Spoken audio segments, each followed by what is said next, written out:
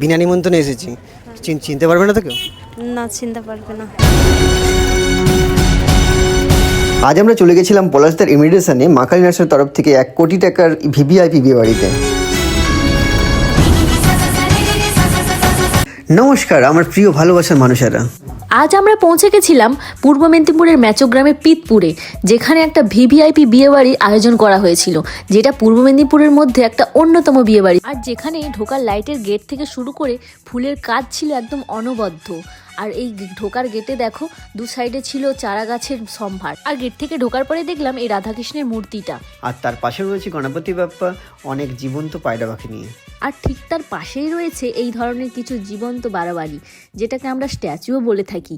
দেখো সেই পুরোনো দিনের যে কিছু কথা, সেই কথাগুলোই এখানে তুলে ধরা হয়েছে। আর এগুলো অরিজিনাল মানুষই করেছিল, সেটাও আমি পরে দেখে অবাক হয়ে গেলাম, আর আমারও খুব ভালো লাগলো। আর এরপরে শুরু হয়ে গেল ব্রাইডের বলিউড স্টাইল রয়্যাল এন্ট্রি।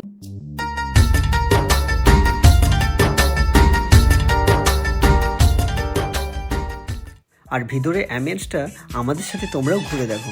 আর এই পুরো অনুষ্ঠানে যে ফুলের কাজ তোমরা দেখছো, যে ফুলের কাজ দিয়ে সাজানো রয়েছে পুরো মণ্ডপটা, সেটা করেছে স্টার ফ্লাওয়ার্স। আর দেখো এখানে লাইভ কনসার্টেরও ব্যবস্থা ছিল, যাতে সবাই বোরিং না ফিল করে আনন্দ করতে পারে নিজের মন মতো করে।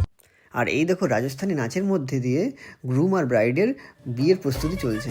এই দেখো যখন শুভদৃষ্টির জন্য কনেকে ঘোরানো হচ্ছিল, তখন দেখো প্রত্যেকটা মানুষ এক জায়গায় এসে দাঁড়িয়ে গেছে বিয়েটা দেখার জন্য। আর নতুন দম্পতিকে স্বাগত জানানোর জন্য চারদিকে উড়ে গেল বিভিন্ন রঙের আতশবাজি। এবার চলো তোমাদেরকে ফুড কাউন্টারটা ঘুরে দেখাই, যেখানে স্টলে ছিল বিভিন্ন ধরনের ভেজ নন ভেজের বিভিন্ন আইটেম। আর প্রত্যেকটা আইটেমের ওপরেই এরকম ধরনের এলসিডি স্ক্রিন দিয়ে খাবারের আইটেমটাগুলো দেখানো হচ্ছিল, যাতে আমরা দূর থেকেও বুঝতে পারি কোথায় কোন আইটেমটা রয়েছে। আর প্যান্ডেলের আরেক সাইডে রয়েছে সিটিং এরিয়া, তার সাইডে খাওয়ার স্টলও রয়েছে।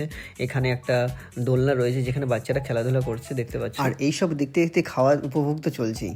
আর বিয়েবাড়ির মোস্ট অ্যাট্রাকশন হলো এই মকটেল কাউন্টার। আর এই মকটেল কাউন্টার থেকে আমি নিয়ে নিয়েছি দুটো মকটেল, যার টেস্টগুলো ছিল একদম অনবদ্য। স্টলে খাওয়া দাওয়ার করার পর আমরা চলে এলাম ডিনার করতে।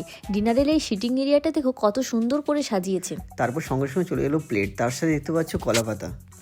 ফার্স্টেই চলে এলো চিকেন স্যাটে গরমা গরম। আর চিকেন স্যাটে শেষ করার পরেই চলে এলো পাতে নান আর চিকেন কষা, যেটা স্বাদ একদম মুখে লেগে থাকার মতো। আর এরপরেই চলে এসেছিল ভাত, মুগের ডাল, সবজি আর ভেটকি মাছের পাতুরি, যেটা আমার সবচেয়ে প্রিয় খাবারের মধ্যে একটা অন্যতম খাবার। আর তারপরে চলে এলো পোলাও আর মাটন কষা, যেটা ছিল আজকের শো স্টপার।